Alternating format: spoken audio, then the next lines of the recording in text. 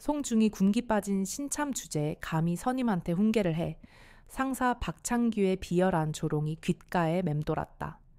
그는 훈련 성적이 부대 최상위권인 그녀를 시기했고 명문대 출신이라는 배경도 못마땅해 했다. 부대 내 비효율적인 수색 정찰 경로를 변경하자고 건의했던 것이 화근이었다. 지혜는 논리적으로 지형의 특성과 적의 예상 침투로를 분석했지만 돌아온 것은 노골적인 무시와 조롱뿐이었다. 여기가 무슨 내 논리 실습장인 줄 알아. 군대는 짬밥이야, 짬밥. 그들은 그녀의 다름을 참지 못했다. 유들유들하게 선임들의 비위를 맞추는 법도 몰랐고 오직 원칙과 실력으로만 승부하려는 태도는 박 상사가 쌓아올린 짬밥 문화에 대한 정면 도전으로 비쳤다. 그들은 그녀의 올고듦을 자신들의 나태와 무사한 일을 비추는 거울로 여겼고 결국 그 거울을 깨부수는 쪽을 택했다. 정신 똑바로 차려 송중이. 밤새 여기서 반성하고 있으면 뭘 잘못했는지 깨닫게 될 거야. 박 상사와 그를 따르는 무리들이 그녀를 이곳에 묶어놓고 마지막으로 내뱉은 말이었다. 지혜는 이 악물었다. 추위보다 더 지독한 것은 고독과 무력감이었다. 그러나 여기서 무너질 수는 없었다. 그녀는 육군사관학교 출신의 엘리트 장교였다. 평생을 법과 원칙의 무게를 견디며 살아온 아버지의 딸. 아버지는 늘 말씀하셨다. 가장 어두운 곳에서도 정의를 향한 시선을 거두지 말라고. 군복을 입은 군인 역시 국가와 국민을 지키는 정의의 수호자라고. 아버지, 저는 지금 정의롭지 못한 것들과 싸우고 있습니다. 보이지 않는 적이 아니라 제 등 뒤에 있는 동료들과 말입니다. 눈물이 핑 돌았지만 얼어붙은 공기 속에서 금세 차갑게 식어버렸다. 울지 않겠다고 다짐했다. 눈물은 나약함의 상징이고 지금 그녀에게 필요한 것은 강인함이었다. 그녀는 눈을 감는 대신 어둠에 익숙해지기 위해 더욱더 눈을 크게 떴다. 감시당하는 자에서 다시 감시하는 자가 되기 위해. 어둠 속에서 무언가 반짝였다. 막루에서 약 200m 떨어진 능선 아래 찰나의 빛이었다. 동물의 눈빛이라고 하기엔 너무 인위적이었고 날카로웠다. 쌍안경 렌즈에 빛이 반사된 것 같은 느낌? 지혜의 심장이 거세게 뛰기 시작했다. 아군일까? 아니 이 시간에 저곳에 매복해 있을 병력은 없었다. 그렇다면 서늘한 공포가 온몸을 휘감았다. 그러나 공포와 함께 기묘한 평온함이 찾아왔다. 아이러니하게도 등 뒤에 아군이 가한 위협보다 눈앞에 명백한 적의 존재가 그녀를 더 또렷하게 만들었다. 이것이 바로 자신이 군인이 된 이유였다. 지금 이 순간을 위해 그 혹독한 훈련을 견뎌낸 것이었다. 그녀는 묶인 몸을 비틀기 시작했다. 피부가 쓸려 피가 나는 고통이 느껴졌지만 신경 쓰지 않았다. 어떻게든 이 상황을 알려야 한다. 하지만 방법이 없다. 소리를 지르면 적에게 위치만 노출시킬 뿐이다. 그때였다. 그녀의 발치에 무언가 딱딱한 것이 닿았다. 박상사 무리가 던져놓고 간 비상식량 꾸러미에 들어있던 작은 송어울이었다. 조롱의 의미로 던져준 것이 분명했다. 내 꼴을 한번 보라고. 지혜는 필사적으로 발을 움직여 송어울을 발가락으로 집어 올리려 애썼다. 몇 번의 실패 끝에 간신히 거울을 발 앞으로 가져오는 데 성공했다. 이제 남은 것은 타이밍. 아군 초소의 서치라이트가 다시 이쪽을 비추는 순간 빛을 반사시켜 신호를 보내야 한다. 1분, 2분. 시간은 영원처럼 길게 느껴졌다. 드디어 멀리서 거대한 빛기둥이 움직이기 시작했다. 서치라이트였다. 지혜는 숨을 참았다. 빛이 점점 다가왔다. 셋, 둘, 하나. 빛이 막루를 비추는 순간 그녀는 온 힘을 다해 발을 들어 올렸다.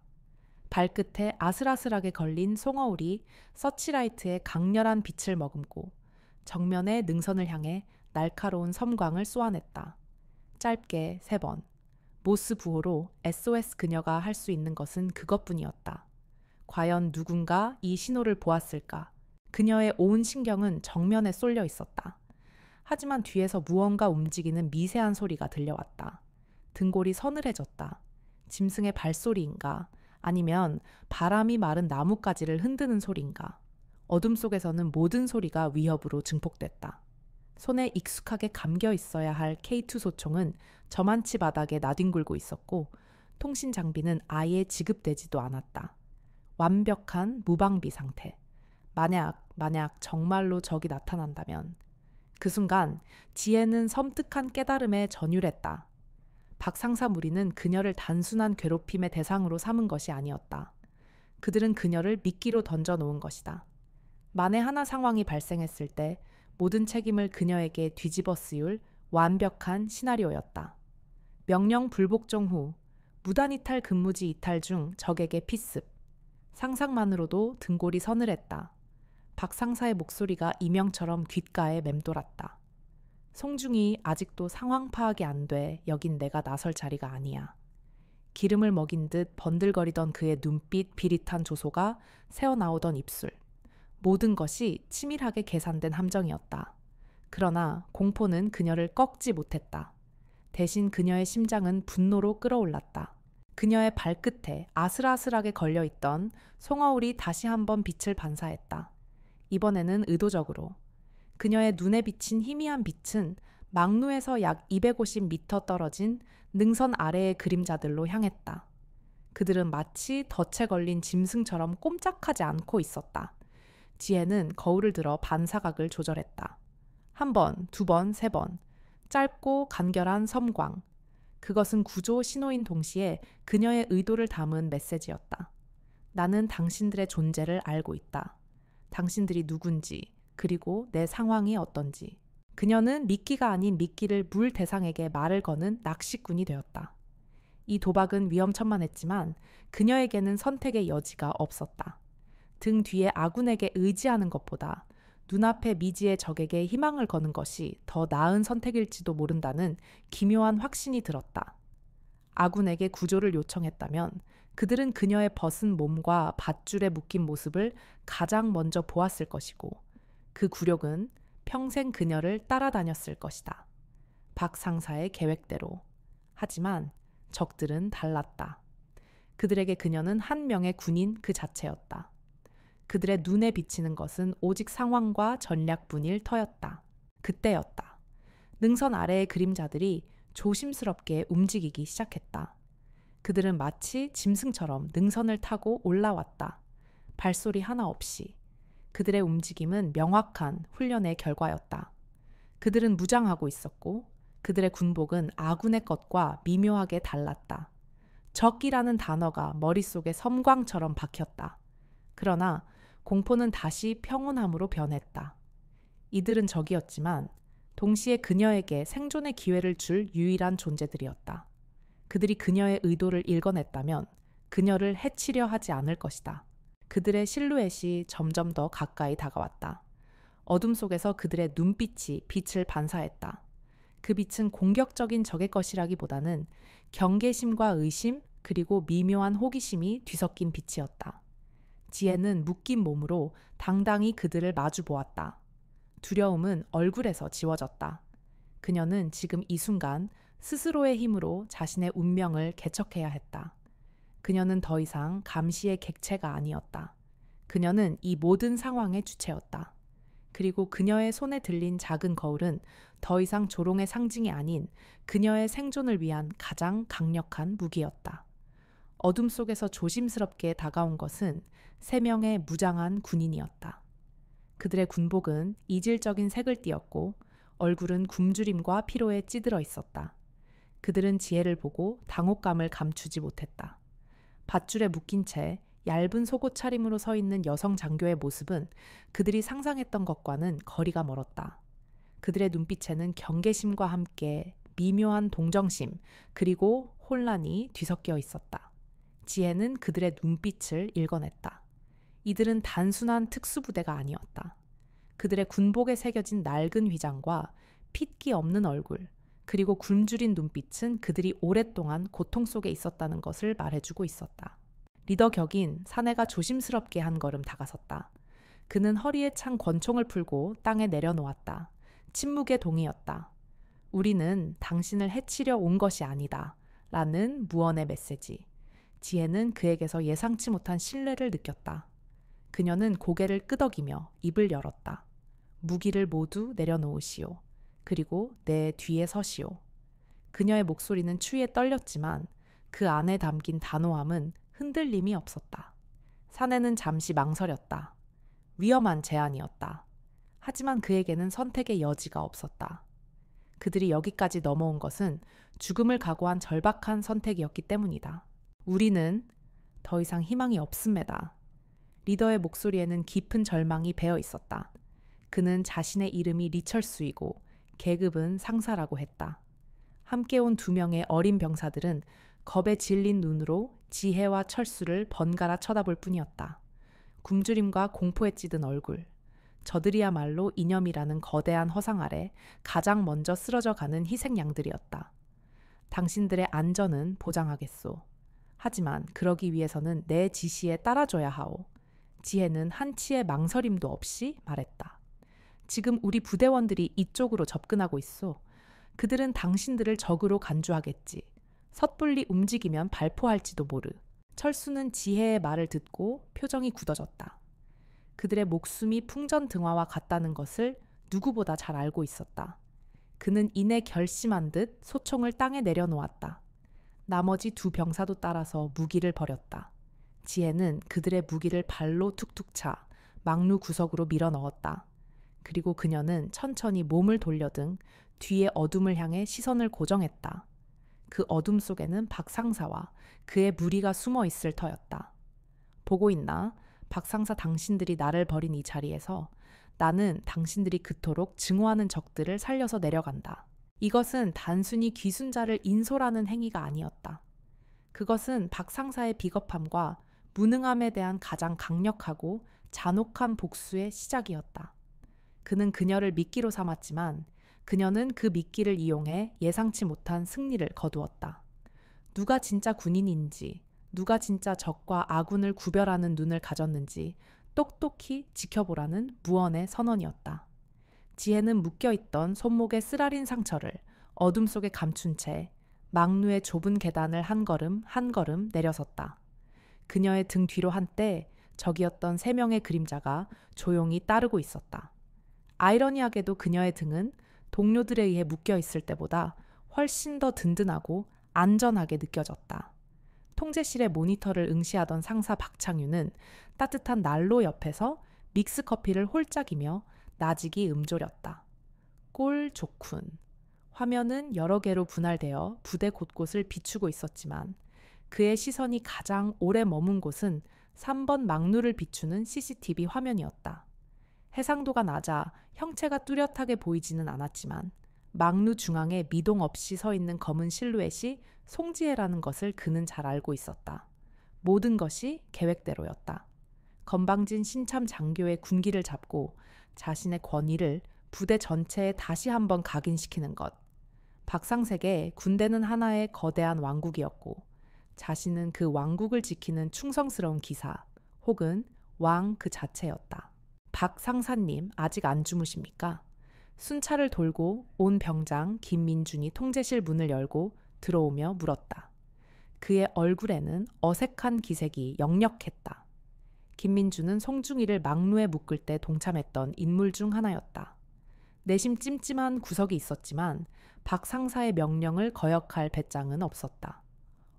수고했다. 별일 없지. 박 상사는 아무렇지 않다는 듯 물었다. 그의 태연함에 김민준은 오히려 더 불안해졌다. 네, 특이사항은 없었습니다. 근데 송중희님은 괜찮을지 모르겠습니다. 밤 기온이 영하로 떨어졌습니다. 군인이 그 정도 추위도 못 견뎌서 쓰겠나. 정신만 똑바로 박혀 있으면 얼어 죽을 일은 없어. 그보다 더 중요한 건 군기야 군기. 기강이 해이해지면 적보다 내부에서 먼저 무너지는 법이야. 박 상사는 마치 훈계를 하듯 말했다. 그는 자신의 행동이 단순한 사적 괴롭힘이 아니라 부대 전체를 위한 필요악이라고 굳게 믿고 있었다. 송지혜라는 이질적인 존재를 도려내거나 혹은 자신들의 방식대로 길들여야만 이 왕국은 평온을 유지할 수 있었다.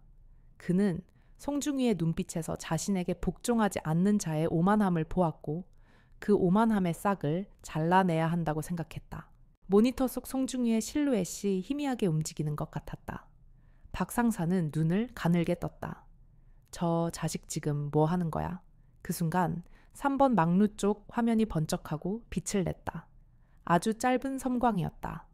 노이즈인가 싶었지만 명백한 인위적인 빛이었다. 박 상사의 표정이 순식간에 굳어졌다. 통제실의 다른 병사들도 화면을 주목하기 시작했다. 방금 뭐였습니까? 김민준이 떨리는 목소리로 물었다. 박 상사는 대답 대신 송수화기를 집어들었다. 그의 심장이 불길하게 뛰기 시작했다. 송지혜가 무슨 짓을 벌인 거지? 설마 외부로 신호를 보낸 건가? 박 상사는 송수화기를 들고 다급하게 외쳤다. 3초소, 3초소, 여기 통제실. 3번 막루 방향 특이사항 있나? 수화기 너머에서 지지직거리는 소리와 함께 다급한 목소리가 들려왔다. 통제실 3번 막루 정면 능선에서 미상의 불빛이 관측됐습니다. 반복합니다. 미상 불빛 관측. 박 상사의 머릿속이 하얗게 변했다. 미상의 불빛. 그것은 송지혜가 보낸 신호에 대한 응답일 수도 있었다. 젠장 일이 이상하게 꼬여가고 있었다. 단순한 궁의 교육으로 끝내려던 일이 걷잡을 수 없는 방향으로 흐르고 있었다. 만약 저 불빛이 정말 적이고 송지혜에게 무슨 일이라도 생긴다면 책임은 고스란히 자신에게 돌아올 것이다. 박창규 상사의 이마에 식은땀이 배어나왔다. 정식 보고도 없이 병사를 징벌한 것, 그것도 최전방 감시초소에서 무방비 상태로 방치한 것. 상부에서 알게 되면 군복을 벗는 것으로 끝나지 않을 문제였다. 그는 자신의 왕국을 지키기 위해 송지혜를 제물로 삼았지만 오히려 그 제물 때문에 왕국 전체가 흔들릴 위기에 처한 것이다. 포식자의 여유롭던 시선은 어느새 먹잇감을 놓친 초조함과 분노로 번들거렸다. 그는 송지혜를 얕봤다. 그저 나약하고 고집센 신참이라고 생각했다. 하지만 그녀는 벼랑 끝에서 그것도 자신이 채워놓은 족쇄 속에서 반격을 가해왔다. 이제 선택을 해야 했다. 이 모든 것을 은폐하고 송지혜가 잘못되기를 바라거나 아니면 지금이라도 모든 것을 바로잡고 자신의 죄를 인정하거나. 5분 대기조 출동 준비시켜 전원 무장하고 3번 막루로 이동한다. 내가 직접 가겠다. 박 상사가 마른 입술을 핥으며 명령했다. 그의 눈빛은 더 이상 송지혜를 향한 경멸이 아니었다. 정체를 알 수 없는 적과 그보다 더 예측할 수 없는 송지혜라는 변수에 대한 두려움, 그리고 이 모든 상황을 만들어낸 자기 자신에 대한 혐오가 뒤섞여 있었다. 그는 이제 사냥꾼이 아니었다. 자신이 파놓은 덫에 스스로 걸려든 짐승에 불과했다. 한편 병장 김민주는 차가운 소총의 개머리판을 어깨에 기댄 채 어둠이 내려앉은 연병장을 하염없이 바라보았다. 그의 정신은 온통 3번 막루에 묶여있는 송중기에게 향해 있었다. 손바닥에 희미하게 남아있는 밧줄의 감촉이 그를 죄어오는 것 같았다. 박 상사의 섯을 퍼런 눈빛 아래 그는 다른 병사들과 함께 송중기를 결박하는 데 일조했다. 그저 시키는 대로 했을 뿐이라고 어쩔 수 없었다고 스스로를 변명했지만 양심은 끊임없이 그를 괴롭혔다. 송지혜 중위는 그가 지금껏 봐왔던 간부들과는 달랐다. 권위적이지 않았고 불필요한 잡담으로 시간을 허비하지도 않았다. 언제나 묵묵히 자신의 임무를 수행했고 훈련 중에는 누구보다 앞장서서 병사들을 이끌었다. 특히 김민준이 발목을 다쳐 나고했을 때 모두가 그를 지나쳐 갔지만 송중기만이 유일하게 멈춰서서 그의 군장을 나눠 메고 함께 걸어주었다. 김 병장 군인은 전우를 버리지 않아. 끝까지 함께 가는 거야. 그때 그녀의 단단한 목소리와 땀 흘리는 옆모습을 김민주는 잊을 수 없었다. 그런 그녀를 자신의 손으로 묶었다는 사실이 심장을 칼로 도려내는 것처럼 아팠다. 그는 겁쟁이였다. 박 상사가 두려웠고 부대의 암묵적인 서열과 질서에 순응하는 것이 편했다. 송중기의 건의가 옳다는 것을 알면서도 그는 다수의 편에 서서 침묵했다. 아니, 침묵을 넘어 동조했다. 그것이 살아남는 방법이라고 믿었다. 하지만 그 믿음은 오늘 밤 산산조각 나고 있었다. 이것은 살아남는 것이 아니라 영혼을 죽이는 행위였다. 진정한 적은 누구인가? 철책 너머에 보이지 않는 군대인가? 아니면 불의에 눈 감게 만드는 내 안의 비겁함인가? 그의 마음속 나침반이 미친 듯이 흔들리고 있었다. 그때였다. 통제실 쪽이 갑자기 소란스러워지기 시작했다. 무정이 소리가 날카롭게 밤 공기를 갈랐고 이내 비상 상황을 알리는 낮은 경보음이 울렸다. 김민준의 심장이 쿵하고 내려앉았다. 3번 막루. 그는 직감적으로 그곳에서 무슨 일이 터졌음을 알 수 있었다. 이어서 5분 대기조의 출동 명령이 떨어졌다. 완전 무장한 병사들이 막사에서 뛰쳐나왔고 그들을 지휘하는 것은 뜻밖에도 박 상사 자신이었다. 그의 얼굴은 하얗게 질려 있었고 평소의 거만함은 온데간데 없었다. 김민준, 너도 따라와. 박 상사가 그를 발견하고 소리쳤다. 현장을 아는 사람이 필요하다는 판단이었을 것이다. 김민준은 자신도 모르게 소총을 고쳐쥐고 대열에 합류했다. 심장이 미친 듯이 뛰었다. 두려움 때문이 아니었다. 이것이 어쩌면 모든 것을 바로잡을 마지막 기회일지도 모른다는 기묘한 예감 때문이었다. 어둠을 뚫고 3번 막루를 향해 달려가는 내내 김민준의 머릿속은 복잡하게 얽혔다. 만약 송중기가 잘못된다면 나는 평생 이 죄책감을 짊어지고 살아야 한다. 아니, 그녀는 그렇게 쉽게 무너질 사람이 아니다. 분명 무슨 방법으로든 살아남았을 것이다. 내가 도왔어야 했는데 내가 조금만 더 용기를 냈더라면. 가파른 산길을 숨가쁘게 오르자 저 멀리 3번 막루의 실루엣이 보이기 시작했다. 그런데 막루의 상황이 이상했다. 원래라면 칠흑 같은 어둠에 잠겨 있어야 할 그곳에 희미한 빛이 새어나오고 있었다. 손전등 같은 작은 빛이었다. 그리고 그 빛 주변으로 여러 개의 그림자가 어른거렸다. 전원 정지 엄폐 박 상사가 다급하게 외치며 자세를 낮췄다. 병사들이 일사불란하게 주변 나무와 바위 뒤로 몸을 숨겼다. 막루에 있는 저들은 누구인가? 아군인가 적인가? 박 상사는 야간 투시경을 꺼내 막루 쪽을 살폈다. 그의 입에서 나직한 신음이 터져 나왔다. 이럴 수가. 김민준은 초조함을 견디지 못하고 박 상사에게 기어가 물었다. 무엇입니까? 박 상사님. 박 상사는 아무 말 없이 야간 투시경을 건넸다. 김민준이 떨리는 손으로 투시경을 받아 눈에 댔다. 녹색으로 보이는 시야 속에 믿을 수 없는 광경이 펼쳐지고 있었다. 막루의 기둥에는 여전히 송지의 중위가 묶여 있었다. 하지만 그녀는 혼자가 아니었다.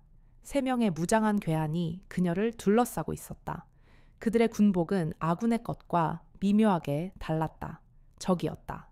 그런데 그들은 송중기를 해치고 있는 것이 아니었다. 그중 한 명이 칼을 들어 그녀를 묶고 있던 밧줄을 끊어주고 있었다. 그리고 송중기는 밧줄이 풀리자마자 쓰러지기는커녕 오히려 당당하게 서서 그들과 무언가 대화를 나누고 있었다. 그녀의 표정에는 두려움이나 적의가 아닌 기묘한 긴장감과 상호 간의 이해 같은 것이 어려 있었다.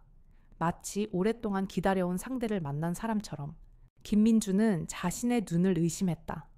이게 대체 무슨 상황인가? 적과 내통이라도 하고 있는 것인가? 그 순간 밧줄을 끊어준 괴한이 송중기에게 작은 수통을 건넸고 그녀는 망설임 없이 바다 물을 마셨다. 그리고 그녀는 고개를 들어 정확히 김민준과 박 상사가 숨어있는 방향을 돌아보았다. 야간 투시경 너머로 그녀의 눈이 서늘하게 빛나고 있었다. 마치 모든 것을 알고 있다는 듯한 눈빛이었다. 김민준의 손에서 야간 투시경이 떨어졌다. 그의 마음속에서 흔들리던 나침반의 바늘이 이제 하나의 방향을 가리키며 멈춰섰다. 그러나 그 방향이 남쪽인지 북쪽인지 선인지 악인지 그는 도무지 알 수가 없었다. 분명한 것은 이 밤이 끝나면 자신들이 알던 세계는 완전히 뒤바뀔 것이라는 사실뿐이었다. 하늘은 잿빛으로 변하고 있었지만 날이 밝기까지는 아직 한참 남은 시간이었다. 어둠이 짙게 깔린 3번 막루 아래 송지혜는 귀순자들을 이끌고 천천히 내려왔다. 중대장 김현우 대위는 야간 투시경을 통해 그 믿을 수 없는 광경을 목격했다. 묶여있던 병사가 적군을 인솔하여 내려오고 있다. 그의 옆에 선 박상사의 얼굴은 이미 창백했다. 중대장님, 저기 송중기가 적군으로 추정되는 인원들과 함께 내려오고 있습니다. 박 상사는 최대한 객관적인 사실만을 보고하려 했지만 그의 목소리는 미세하게 떨리고 있었다. 추정 중대장의 미간에 깊은 주름이 새겨졌다. 박 상사 저건 누가 봐도 귀순이야. 그리고 송중이는 지금 그들을 인솔하고 있는 거고. 중대장은 박 상사에게 차가운 시선을 보냈다. 근데 왜 송중이가 저기서 저러고 있는 거지? 원래 근무자도 아니지 않나. 박 상사는 말문이 막혔다. 신참 군기를 잡기 위해 밤새 막루에 묶어놨다고 설명해야 하는가. 그 사실이 알려지는 순간 그의 군 생활은 끝장이었다.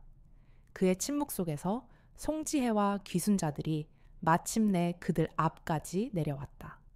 어둠 속에서 마주한 송지혜의 얼굴은 피로에 지쳐 있었지만 눈빛만은 형형하게 살아있었다. 그녀는 중대장을 발견하고 곧바로 경례를 붙였다. 충성 중위 송지혜. 귀순 유도 작전 임무 완수했습니다. 신병 3명 확보했습니다. 귀순, 유도 작전.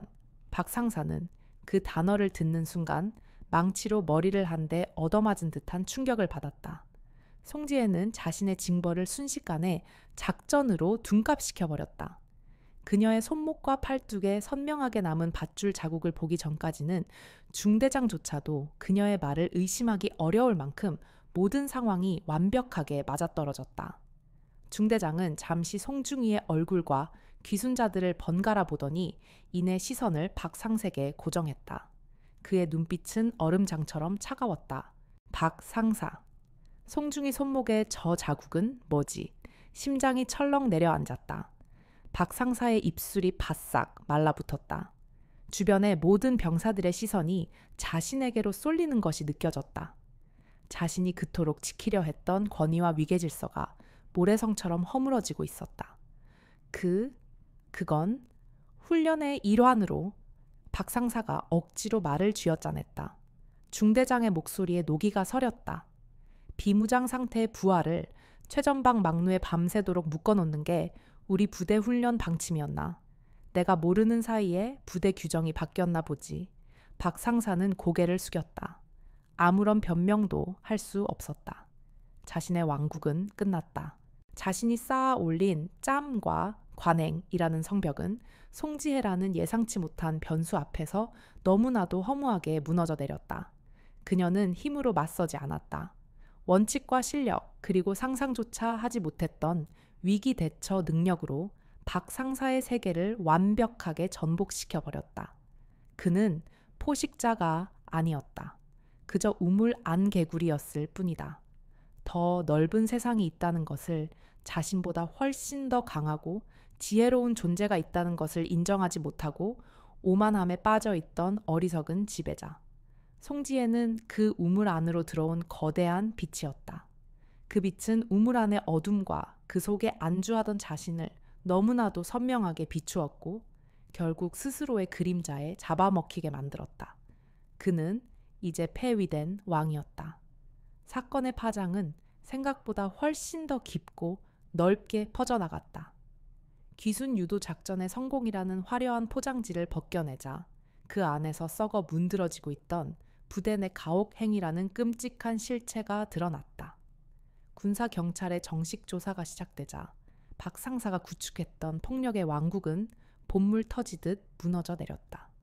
김민준 병장의 용기 있는 최초 증언을 시작으로 그동안 박 상사의 위세에 눌려 침묵하던 다른 병사들의 증언들이 꼬리를 물고 이어졌다. 사건은 이제 일개 중대의 문제를 넘어 군단 지휘부까지 보고되었다. 사단장은 진노했고 관련자들에 대한 엄중한 처벌과 함께 전 부대를 대상으로 한 대대적인 조직 문화 실태 조사를 지시했다.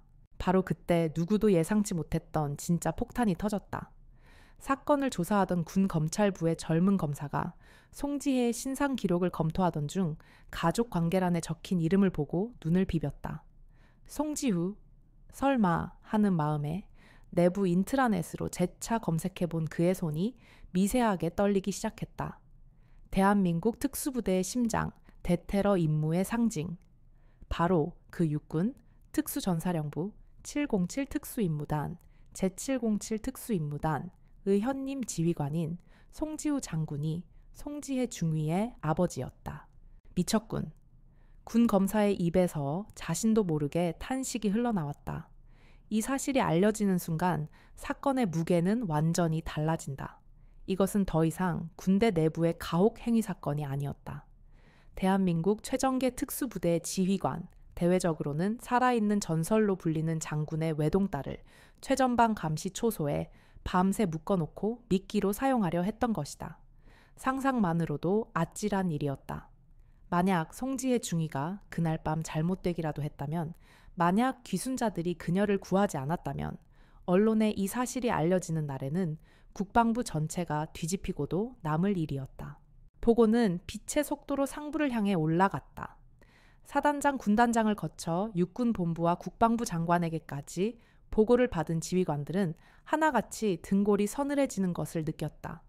그들은 일개의 여군 장교를 괴롭힌 것이 아니었다. 그들은 군대 내 권력의 판도를 뒤흔들 수 있는 거대한 정치적 폭탄을 건드린 셈이었다. 부대의 분위기는 180도 바뀌었다.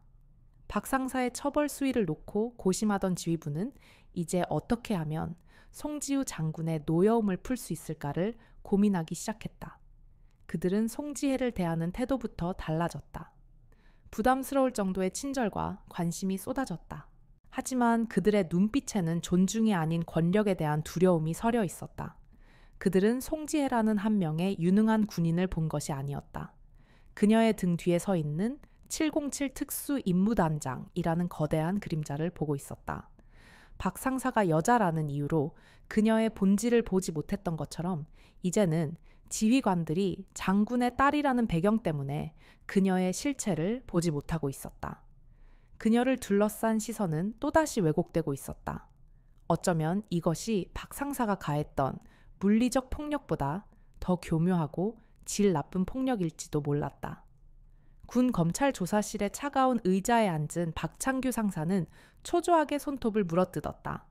직위 해제 후 그는 매일같이 불려와 조사를 받았다. 처음에는 뻔뻔하게 혐의를 부인했지만 수많은 증거와 증언 앞에 그의 거짓말은 힘을 잃었다. 무엇보다 그를 절망에 빠뜨린 것은 송지혜의 정체였다. 707 특수임무단장의 딸이라는 사실을 처음 들었을 때 그는 자신의 귀를 의심했다. 하늘이 무너져 내리는 기분이었다. 자신이 감히 누구를 건드렸단 말인가. 공포가 온몸을 휘감았다. 그는 이제 자신의 군 생활은 물론 남은 인생 전체가 끝장났다고 직감했다. 거대한 권력의 철퇴가 자신을 짓뭉개 버릴 것이라는 두려움에 밤잠을 설쳤다. 그는 마지막 지푸라기라도 잡는 심정으로 송지혜에게 면회를 신청했다. 용서를 빌어야 했다. 그녀의 발에라도 매달려 아버지에게 제발 선처를 구해달라고 빌어야만 했다. 며칠 후 기적적으로 면회가 성사되었다. 면회실에 들어서는 송지혜의 얼굴은 담담했다. 박 상사는 자리에서 벌떡 일어나 그녀 앞에 무릎을 꿇었다. 송중이, 아니 송지혜 씨, 내가 죽을 죄를 지었습니다. 제발 아버님께 한 번만 용서해달라고 말씀해 주십시오. 내게도 처자식이 있습니다. 제발. 그는 눈물 콧물을 쏟아내며 애원했다. 하지만 송지혜는 차가운 눈으로 그를 내려다볼 뿐이었다. 일어서십시오, 박 상사님. 그녀의 목소리는 얼음처럼 차가웠다. 당신이 지금 두려워하는 것은 당신의 죄가 아니라 내 아버지의 권력일 뿐입니다. 만약 내가 평범한 군인의 딸이었다면 당신은 지금 이 자리에서 나에게 용서를 구하고 있었을까요? 아니, 아마 어떻게든 법망을 빠져나가려 애쓰고 있었겠죠. 당신의 그 사과는 가짜입니다. 박 상사의 얼굴에서 핏기가 가셨다. 그녀는 그의 속내를 완벽하게 꿰뚫고 있었다. 나는 아버지께 어떤 부탁도 하지 않을 겁니다. 당신은 당신의 죄에 합당한 처벌을 법과 원칙에 따라 받게 될 겁니다. 그것이 군인으로서, 그리고 한 인간으로서 당신에게 해줄 수 있는 나의 마지막 배려입니다. 송지혜는 그 말을 남기고 차갑게 돌아섰다. 박 상사는 그 자리에 주저앉아 만견자실하게 그녀의 뒷모습을 바라보았다. 그는 끝까지 이해할 수 없었다. 왜 그녀는 자신을 복수할 수 있는 가장 강력한 무기를 사용하지 않는 것일까? 그 주말 송지혜는 포상 휴가를 받아 아버지를 찾아갔다. 서재에 마주 앉은 아버지 송지우 장군은 딸의 얼굴을 한참 동안 말없이 바라보았다. 그의 눈에는 안타까움과 대견함이 교차하고 있었다. 힘들었겠구나. 괜찮아요, 아버지. 내가 나설까? 아버지의 조심스러운 물음에 송지혜는 고개를 저었다. 그것은 박 상사의 면회 이후 그녀가 수없이 고민했던 문제였다. 아니요. 그러지 마세요. 아버지는 늘 말씀하셨죠. 군대에서는 실력과 원칙이 가장 중요하다고.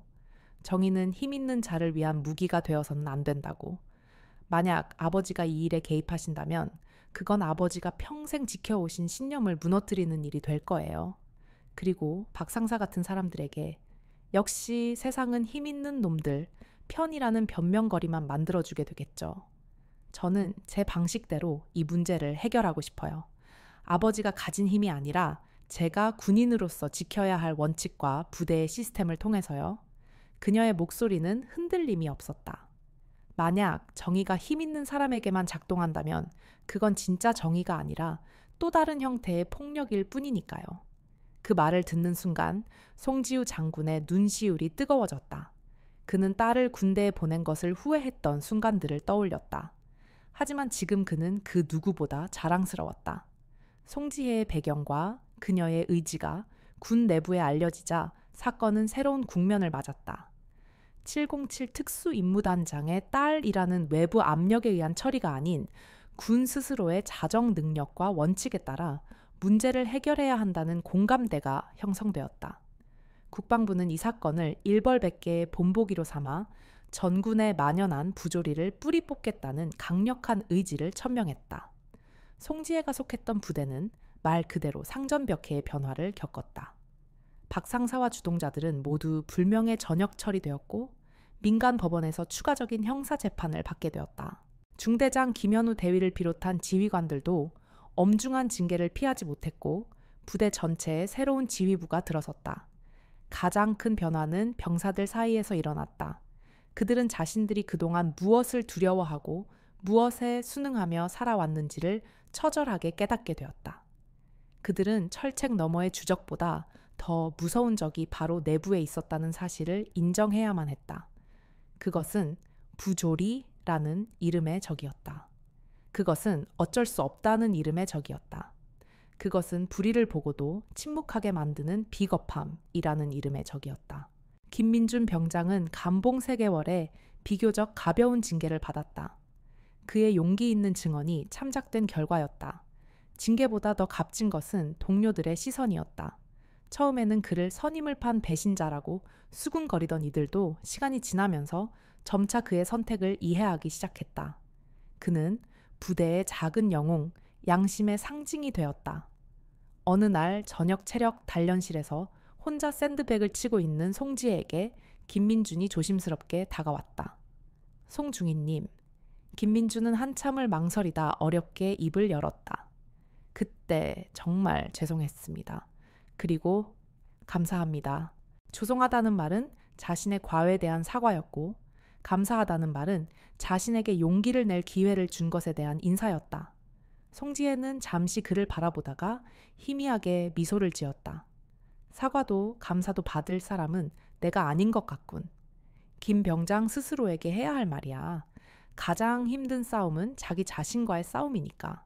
넌 그 싸움에서 이겼어. 그녀는 툭 하고 김민준의 어깨를 가볍게 두드려주고는 다시 샌드백으로 돌아섰다. 김민준은 그 자리에 서서 묵묵히 샌드백을 치는 그녀의 뒷모습을 바라보았다. 그녀는 누구도 원망하지 않았고 자신의 공을 내세우지도 않았다. 그저 자신의 자리에서 묵묵히 해야 할 일을 할 뿐이었다. 하지만 그녀의 존재 자체가 부대를 바꾸고 있었다. 그녀가 바로 새로운 원칙이자 살아있는 교훈이었다. 병사들은 깨닫기 시작했다. 진정한 군인은 계급장으로 말하는 것이 아니라 실력과 인품으로 증명한다는 것을, 진정한 전우에는 부조리를 감싸주는 것이 아니라 잘못된 것을 바로잡기 위해 함께 손잡는 것이라는 것을. 그들은 그날 밤 3번 막루에서 벌어졌던 일을 통해 진짜 적이 누구였는지를 배웠고 그 적과 싸워 이기는 방법을 배웠다. 몇 달의 시간이 흐른 뒤 부대는 몰라보게 달라져 있었다. 폭언과 욕설이 사라진 자리에는 상호 존중의 언어가 자리 잡았고 비효율적인 관행들은 합리적인 절차로 대체되었다. 송지혜가 건의했던 수색로 변경안은 진작에 채택되어 병사들의 안전과 작전 효율성을 크게 높였다. 모든 것이 순조롭게 돌아가고 있었지만 지혜는 오히려 마음 한구석이 불편했다. 그녀는 박 상사가 묶었던 밧줄 자국을 가만히 내려다보았다. 그것은 단순한 상처가 아니었다.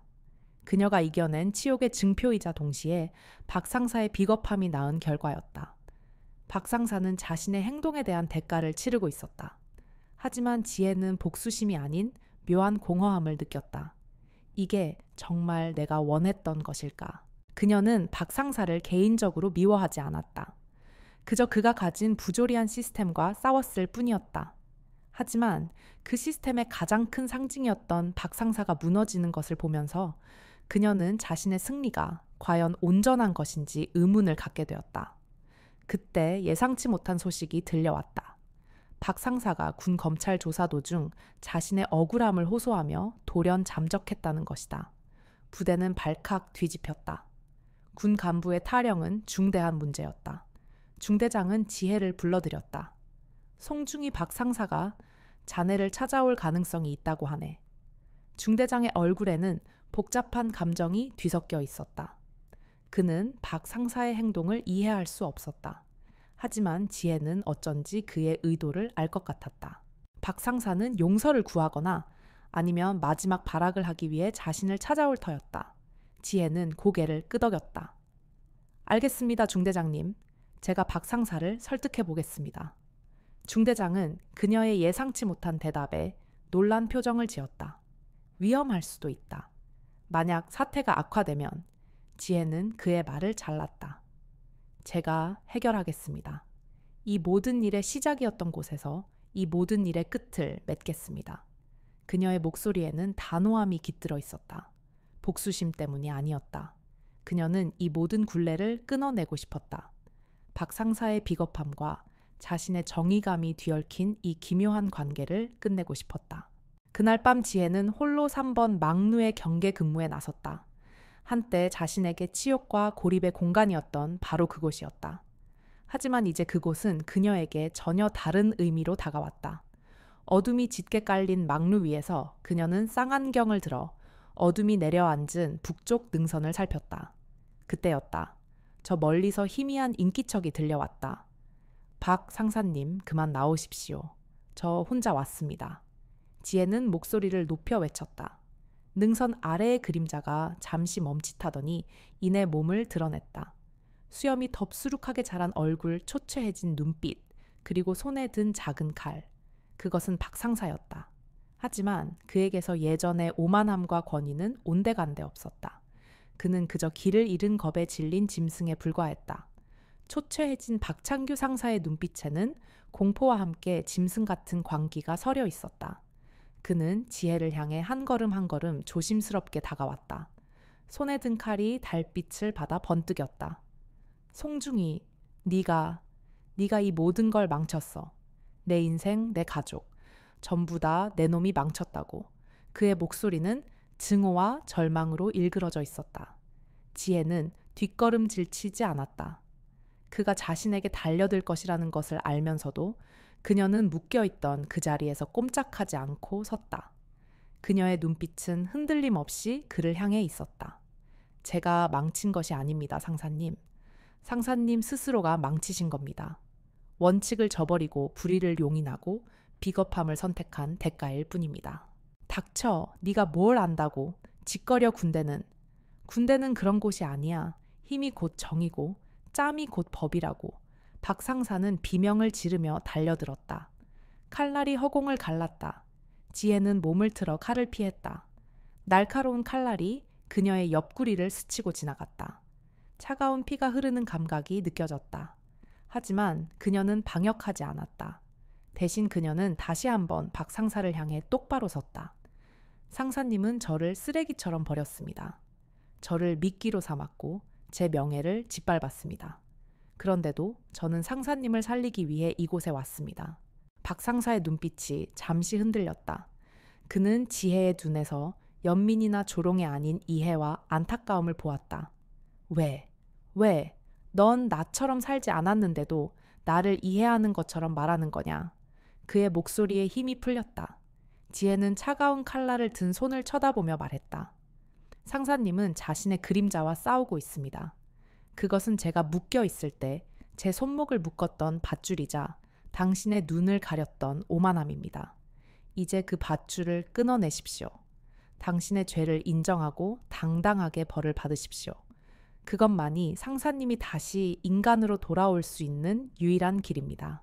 그 순간 박 상사의 눈에서 이성의 끈이 끊어졌다. 그는 고통스러운 절규를 내뱉으며 칼을 높이 치켜들었다. 내가 인간 쓰레기라면 너도 나와 함께 지옥으로 가. 그는 지혜를 향해 마지막 발악을 했다. 바로 그 순간이었다.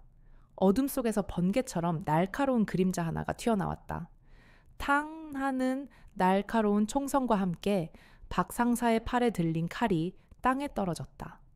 박 상사는 비명을 지르며 주저앉았다. 그는 뒤를 돌아보았다. 야간 투시경을 쓴 채 완전 무장한 특수 요원들이 그를 향해 총을 겨누고 있었다. 그들 중 한 명이 천천히 야간 투시경을 벗었다. 짙은 어둠 속에서도 형형하게 빛나는 눈빛. 그것은 송지혜의 아버지 송지후 장군이었다. 아빠 지혜가 낮은 신음을 내뱉었다. 지혜야, 괜찮아. 송 장군의 목소리는 떨리고 있었다. 그는 딸이 홀로 이곳에 왔다는 보고를 받고 예비 작전 병력을 이끌고 직접 출동했다. 딸의 손목에 감긴 밧줄 자국 얇은 속옷 차림, 그리고 팔에서 흐르는 피를 본 순간 그의 심장이 무너져 내리는 것 같았다. 그는 박 상사를 향해 싸늘한 시선을 보냈다. 자네가 감히 내 딸에게. 송 장군의 분노는 온몸을 흔들었다. 그때 지혜가 힘없이 쓰러졌다. 지혜야. 차가운 흙바닥에 쓰러진 지혜를 향해 송 장군이 달려갔다. 그는 딸을 품에 안았다. 딸의 팔에서 흐르는 피를 보자 그의 눈이 분노로 이글거렸다. 박 상사 너는. 송 장군의 목소리는 떨렸지만 그 떨림은 분노의 극에 달한 증거였다. 박 상사는 두려움에 몸을 떨었다. 그는 이제 자신의 행위가 단순히 한 여군을 괴롭힌 것이 아니라 707 특수임무단장의 딸에게 상해를 입힌 것이라는 사실을 깨달았다. 그는 무릎을 꿇고 애원했다. 장군님, 살려주십시오. 제가 잘못했습니다. 하지만 송 장군의 눈빛은 이미 그를 투명인간처럼 보고 있었다. 그의 눈에는 오직 피 흘리는 딸만 보였다. 당장 병력을 투입해서 박 상사를 확보하고 모든 것을 보고해라. 그리고 송중기를 병원으로 이송시켜 송 장군의 단호한 명령에 특수 요원들이 일사불란하게 움직였다. 박 상사는 저항하지 못했다. 그의 몸은 이미 공포로 마비되어 있었다. 지혜는 의식을 잃어가는 와중에도 아버지를 향해 힘없이 손을 뻗었다. 아빠, 안 돼요. 그녀는 자신의 복수가 자신의 신념이 아버지의 분노로 인해 변질되는 것을 원치 않았다. 그녀는 스스로의 힘으로 박 상사의 죄를 심판하고 싶었다. 하지만 그녀의 목소리는 너무나 미약했다. 송 장군은 딸을 안아 올리고는 헬기로 향했다. 헬기의 프로펠러 소리가 밤하늘을 갈랐다. 지혜는 헬기 안에서 겨우 눈을 떴다. 아빠, 원칙을 지키셔야 해요. 그녀의 쉰 목소리가 들려오자 송 장군의 마음은 찢어지는 듯 아팠다. 그는 딸의 손을 꽉 잡으며 말했다. 괜찮다, 지혜야. 아빠가 다 해결할게. 아무도 널 해치지 못하게 할 거야. 그 말을 듣자 지혜는 힘없이 눈을 감았다. 그녀는 자신의 복수가 아버지의 손에 넘어간 것 같아 허탈했다. 그녀가 원했던 것은 개인적인 복수가 아니라 부조리한 시스템에 대한 정의의 심판이었다.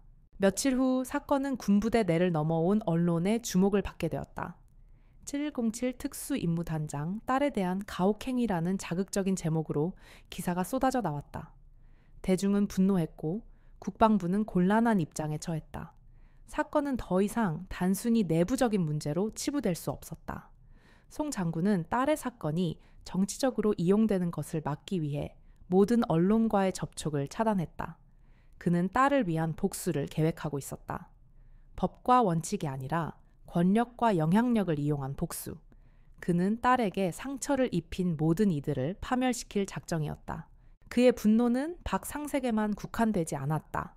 그는 사건을 묵인하고 은폐하려 했던 중대장과 대대장, 그리고 더 나아가 이 모든 부조리를 방치했던 사단 지휘부까지 모두 처벌할 계획을 세웠다. 그는 자신의 영향력을 총동원해 군 검찰에 압력을 가했고 특수전 사령부 내의 모든 인맥을 활용해 철저한 조사와 함께 강력한 처벌을 요구했다.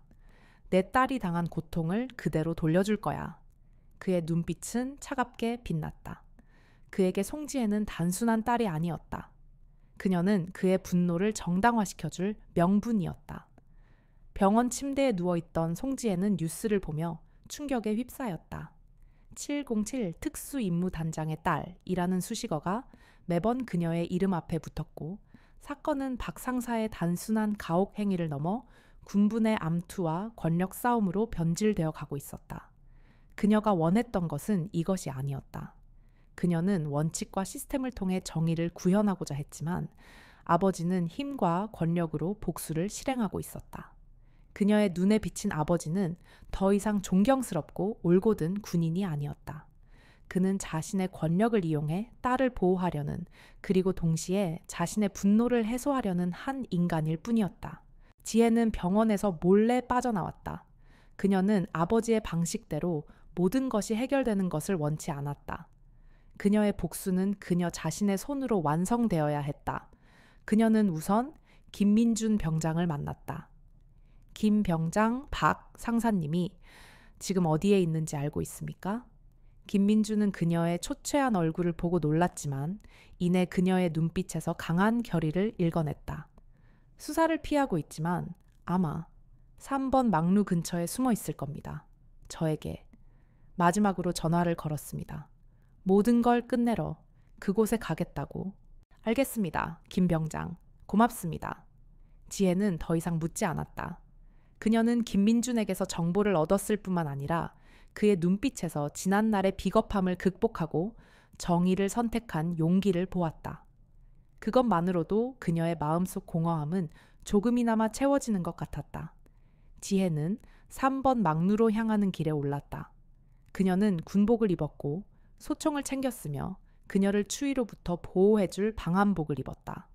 하지만 그녀의 마음은 여전히 무방비 상태였다. 그녀는 박 상사를 어떻게 대해야 할지 알 수 없었다. 그를 용서해야 할까? 아니면 단호하게 죄를 물어야 할까? 아니면 그녀는 다른 계획을 세워야 했다. 아버지의 개입으로 인해 그녀는 복수의 주체에서 한 발짝 물러나 있었다. 박 상사는 자신의 모든 것을 잃었다. 가족은 그의 행동에 절망했고 동료들은 그를 외면했다. 그는 더 이상 자신이 쌓아 올린 왕국으로 돌아갈 수 없었다. 그는 그저 홀로 남겨진 비참한 죄인이었다. 지혜는 막루 아래 바위에 쪼그려 앉아있는 박 상사를 발견했다. 그의 손에는 작은 빵 한 조각이 들려 있었다. 그는 지혜가 다가오는 것을 보고도 고개를 들지 않았다. 박 상사님. 지혜가 나지막이 불렀다. 박 상사는 고개를 들었다. 그의 눈에는 이미 광기 대신 공허함만이 남아있었다. 왔구나. 송중휘. 아니 이제는 장군님 따님이라고 불러야겠지. 그의 목소리에는 깊은 비아냥이 서려 있었다. 제발 이제 그만하십시오. 모든 것은 끝났습니다. 지혜는 박상세에게 다가가려 했다. 하지만 박상사는 몸을 움츠렸다. 끝나 내가 쌓아 올린 모든 것을 네가 한순간에 무너뜨려 놓고 이제 와서 끝이라고 웃기지 마. 그는 품속에서 작은 칼을 꺼내 자신의 목에 댔다. 나는 여기서 끝낼 거야. 내 마지막 자존심이라도 지킬 거야. 그의 눈에는 다시금 광기가 서리기 시작했다. 지혜는 직감했다. 이대로 두면 그는 자살할 것이다. 그리고 그 책임은 고스란히 자신에게 돌아올 것이다. 박 상사의 눈에서 광기가 폭발하려는 찰나 지혜는 예상치 못한 행동을 취했다. 그녀는 몸을 날려 그의 손에 든 칼을 쳐냈다. 칼은 차가운 바닥에 떨어져 날카로운 소리를 냈다. 박 상사는 놀란 눈으로 지혜를 바라보았다. 왜 막는 거야? 내가 죽어야. 네 복수가 완성되는 거 아니냐고. 그의 절규에 지혜는 고개를 저었다. 그렇지 않습니다. 상사님의 죽음은 제게 아무런 의미도 없습니다. 상사님이 스스로의 죄를 직시하고 벌을 받는 것, 그것만이 제가 원하는 겁니다. 날 용서해준다고 해도 난 이미 끝났어. 박 상사의 목소리는 완전히 힘이 풀려 있었다. 지혜는 그대 옆에 쪼그려 앉았다. 아닙니다. 아직 끝나지 않았습니다. 그녀는 박 상사의 손을 잡았다. 그의 손은 얼음장처럼 차가웠다. 상사님은 군인이십니다. 비록 지금은 모든 것을 잃으셨지만 군복을 입은 자의 명예는 누군가 짓밟는다고 해서 사라지는 것이 아닙니다. 상사님은 다시 일어서실 수 있습니다. 단 스스로의 죄를 인정하고 모든 것을 감당하셔야만 합니다. 박 상사는 지혜의 눈을 똑바로 바라보았다. 그의 눈에는 다시금 공포와 함께 혼란이 뒤섞여 있었다. 하지만 내 죄가 너무 커. 지혜는 그의 어깨를 감싸 안았다. 저에게 복수하지 않으신 것, 저를 살리기 위해 귀순자들과 함께 왔다는 것을 모두 증언하겠습니다. 아버지가 아니더라도 부대원들이 상사님의 마지막 양심을 보았습니다. 상사님은 혼자가 아닙니다. 그녀는 박상색의 마지막으로 한 번 더 손을 내밀었다. 그것은 복수의 손길이 아닌 구원의 손길이었다. 박 상사의 눈에서 뜨거운 눈물이 흘러내렸다. 그는 지혜의 품에 얼굴을 묻고 오열했다. 다음 날 아침 박 상사는 지혜와 함께 군사경찰조사실로 걸어 들어갔다. 그의 얼굴은 여전히 초췌했지만 눈빛만은 전날의 공포와 광기 대신 묘한 평온함을 되찾은 듯했다. 그는 모든 혐의를 인정하고 지혜가 자신을 막루에 묶어놓은 것이 아닌 자신이 그녀를 비참하게 만든 것이라고 진술했다. 그의 용기 있는 자백은 군 검찰에게 깊은 인상을 남겼고 사건의 처벌 수위에 긍정적인 영향을 미쳤다. 그는 감옥에 가겠지만 비겁한 도망자가 아닌 자신의 죄를 직시한 한 인간으로서 다시 태어나게 되었다. 이 모든 과정을 지켜본 송 장군은 딸의 선택을 존중하기로 했다. 그는 박상색에 가했던 모든 압력을 거두었고 법과 원칙에 따라 처벌이 이루어지도록 묵인했다. 송 장군에게도 이 사건은 깊은 깨달음을 주었다. 그는 자신의 권력과 힘이 모든 것을 해결할 수 있다고 믿었지만 딸의 선택은 그보다 더 강력하고 근본적인 힘이 존재한다는 것을 보여주었다. 그것은 인간의 양심과 용기였다. 몇 달의 시간이 흐른 뒤 송지혜는 자원하여 3번 막루의 경계 근무에 나섰다. 한때 자신에게 치욕과 고립의 공간이었던 바로 그곳이었다. 하지만 이제 그곳은 그녀에게 전혀 다른 의미로 다가왔다. 차가운 밤 공기 속 그녀는 익숙하게 쌍안경을 들어 어둠이 내려앉은 북쪽 능선을 살폈다. 모든 것이 그날 밤과 똑같은 풍경이었지만 이제 그녀의 눈에는 더 많은 것들이 보였다. 단순히 적의 움직임을 감시하는 것을 넘어 이 철책 하나를 사이에 두고 벌어지는 수많은 이들의 삶과 이념의 무게, 그리고 평화라는 것이 얼마나 위태롭고 소중한 가치인지를 그녀는 깨달았다. 진정한 감시병은 단지 외부의 적만 경계하는 사람이 아니라는 것을, 내부의 부조리와 불의 나태와 비겁함으로부터 우리 스스로를 지켜보는 것 또한 감시병의 중요한 임무라는 것을. 그날 밤 그녀는 감시당하는 존재였지만 역설적으로 그 경험을 통해 모든 것을 꿰뚫어보는 진짜 눈을 갖게 된 것이다. 막루의 기둥에는 아직도 그날의 밧줄 자국이 희미하게 남아있었다. 그녀는 그 흉터를 가만히 쓸어보았다. 그것은 상처의 흔적이자 동시에 모든 것을 바로잡았던 승리의 증표였다. 차가운 밤 공기 속 그녀의 입가에 잔잔한 미소가 피어올랐다. 이 막루는 더 이상 치욕의 장소가 아니었다. 그녀 스스로의 힘으로 명예와 자부심을 되찾은 그녀의 진짜 초소였다. 그때 등 뒤에서 익숙한 목소리가 들려왔다. 송중희님, 교대 근무자 김민준 병장 외 일명 근무 신고합니다. 충성. 교대 근무를 위해 온 것은 김민준이었다. 어색한 침묵 대신 둘 사이에는 편안하고 조용한 신뢰가 흘렀다. 김민준은 능숙하게 주변을 경계하며 예전에 그 나약했던 모습은 찾아볼 수 없었다. 날씨가 많이 추워졌습니다. 그러게 곧 첫눈이 오겠군. 짧은 대화가 오고 갔다. 둘은 말없이 함께 서서 어둠을 응시했다. 그들의 눈에는 더 이상 복수나 증오의 감정이 없었다. 그저 자신들의 임무에 대한 묵묵한 책임감만이 있을 뿐이었다. 부대는 몰라보게 달라져 있었다. 박 상사가 사라진 후 병사들 사이의 관계는 훨씬 더 건강해졌다. 그들은 서로를 존중하는 법을 배웠고 불의에 침묵하지 않는 용기를 배웠다. 송지혜는 그 변화의 시작점이었다. 그녀는 영웅이 되려고 한 것이 아니었다. 단지 자신이 믿는 원칙대로 행동했을 뿐이었다. 하지만 그 작은 행동 하나가 거대한 변화를 불러왔다. 그녀가 바로 새로운 시스템이자 부대 전체에 살아있는 양심이었다. 그녀는 707 특수임무단장의 딸이라는 배경이 아닌 오직 송지혜라는 한 명의 군인으로서 인정받게 되었다. 그녀는 보초를 섰고 그녀는 모든 것을 지켜보고 있었다. 새벽이 밝아오자 희미한 햇빛이 망루에 드리워졌다. 지혜는 감시초소에 홀로 서 있었다. 더 이상 어떤 두려움이나 공허함도 느껴지지 않았다. 차가운 바람이 불어와도 그녀의 몸은 단단했다. 손목에 남은 희미한 밧줄 자국은 더 이상 치욕의 상징이 아니었다. 그것은 그녀가 모든 것을 이겨냈음을 증명하는 훈장이었다. 그녀는 송 장군의 딸도 아니었고 희생자도 아니었다. 그녀는 오직 송지혜 자신의 신념을 지키며 임무를 완수한 한 명의 군인이었다. 송중희님, 교대 근무자 김민준 병장 외 일명 근무 신고합니다. 충성. 김민준의 목소리에는 더 이상 망설임이 없었다. 그들의 관계는 말로 표현할 수 없는 신뢰로 가득 차 있었다. 함께 지옥을 겪어낸 그들은 이제 서로에게 가장 든든한 전우가 되었다. 김민준은 그녀에게서 용기가 무엇인지 배웠다. 두려움이 없는 것이 아니라 두려움에 맞서 싸우는 것이 진정한 용기라는 것을. 두 사람은 말없이 철책을 바라보았다. 그들의 눈에는 복수심이나 증오 대신 깊은 깨달음이 자리 잡고 있었다.